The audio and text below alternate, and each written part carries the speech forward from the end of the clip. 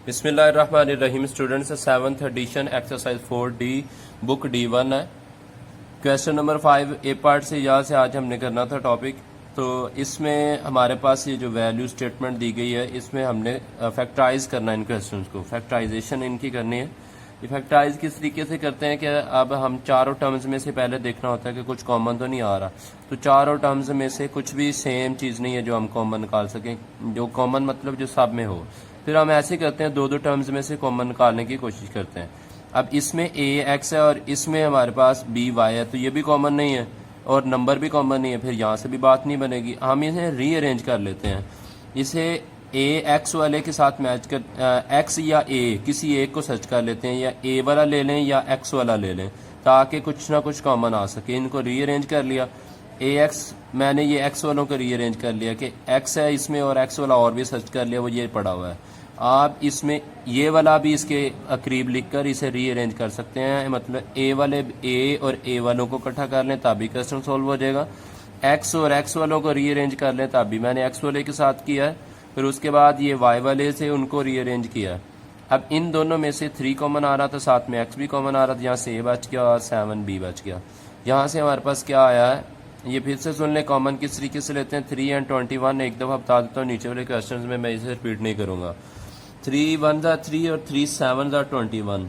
अब यहाँ पे क्या किया, 3 1 3, तो 1 यहाँ पे सिर्फ एक्स भी दोनों में कॉमन था, वो भी बाहर निकाल लिया।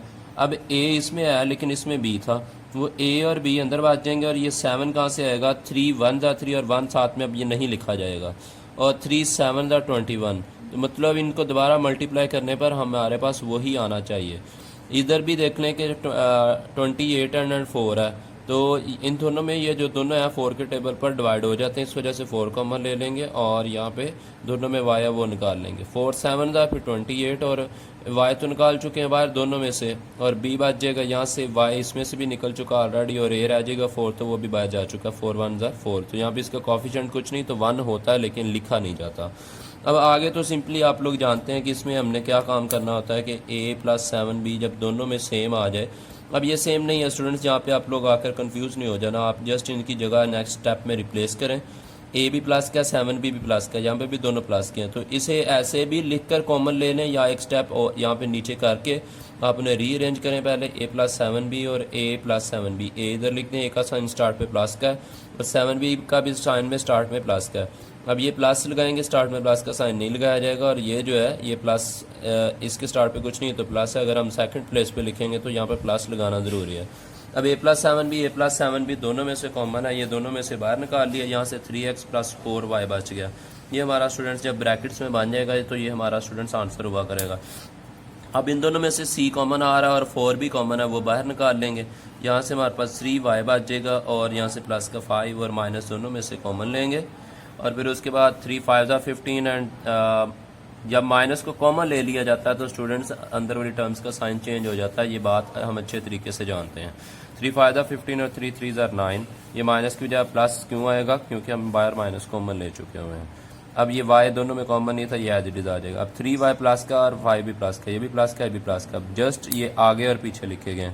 आप इन्हें नेक्स्ट स्टेप में रीअरेंज करें, और नेक्स्ट रीअरेंज किए बगैर भी आप ये पहले वाली लिख दें और ये दूसरे वाली, दोनों को एक ही दफ़ा कॉमन लिख लें। ये जो बाहर है 3y + 5, ये स्टेप ना रीअरेंज करें तब भी ठीक हो जाता है क्वेश्चन।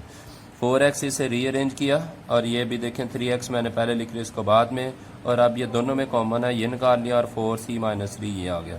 अब दोनों साइन सेम हो तो तब इन्हें रीअरेंज किए बगैर, उन्हें दोबारा रीअरेंज किए बगैर आप उसे आंसर में लिख सकते हैं। लेकिन अगर उनके साइन चेंज है तो फिर आपको माइनस कॉमन लेकर उनके साइन सेम करने पड़ेंगे।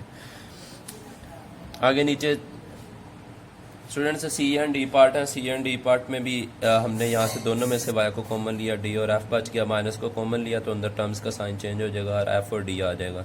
अब डी और एफ दोनों में से कॉमन लेंगे और वाई - डी, अब यहाँ से वाई बच जाएगा और यहाँ से माइनस का वाई आ जाएगा। और डी ए क्वेश्चन यहाँ पे क्या करें कि अब इनमें से कॉमन निकल रहा था, इनको रीअरेंज वगैरह करने की ज़रूरत नहीं है। इसमें से और इसमें दोनों में से 3 सेम नंबर पर डिवाइड हो रहे थे और दोनों में एक्स कॉमन था, वो निकाल ले। यहाँ पे एक्स की 2 थी, एक एक्स बाहर आ जाएगा और एक अंदर। 3 2 6 होता है, हमारे पास एक्स बाहर जा चुका और वाई रह जाएगा। दोनों में देखें कि माइनस भी कॉमन है, स्टार्ट पे वैसे भी माइनस होता है, माइनस को कॉमन ले देते हैं। और 4 दोनों में के टेबल में डिवाइड हो रहा, 4 4 4 टू द 8, तो 4 को निकाल लिया, और जी भी दोनों में था वो भी निकाल लिया। यहाँ से एक्स बच जाएगा, जब माइनस को कॉमन लेंगे तो अंदर वाले टर्म्स का साइन चेंज कर दिया जाता है, ये माइनस की जगह पे प्लस आ जाएगा। और हम 4 को 2 से मल्टीप्लाई करेंगे 4 2 ज़ार, तो ताकि ये 8 मुकम्मल हो सके। और ये वाई एज इट इज़, और डी हम यहाँ पे नहीं लिखेंगे। अब x प्लस 2y ये ऑलरेडी दोनों में सेम है, इनको रीअरेंज करने की ज़रूरत नहीं है। x प्लस 2y दोनों में से कॉमन लिया, यहाँ से 3x बच गया, और यहाँ से माइनस का 4। अब ये ब्रैकेट्स की सूरत में आंसर आ चुका है। इसी तरीके से स्टूडेंट्स हमने ये काम करना है। आज के लिए ये 4 पार्ट A से D पार्ट तक काफ़ी हैं, बाकी इंशाल्लाह हम पार्ट जितने बात चले हैं वो कल कर लेंगे। ओके स्टूडेंट्स, अल्लाह हाफिज़।